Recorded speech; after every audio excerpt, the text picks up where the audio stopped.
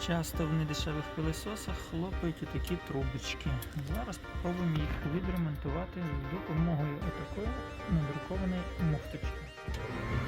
Так, іде друк гнучкої гофри до щітки пилососа.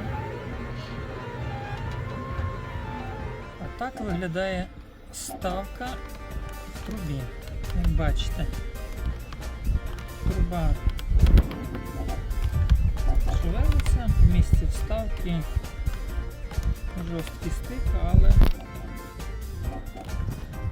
повітря вже туди не буде потрапити. Щітка, яка стоїть досить недешево, буде працювати далі.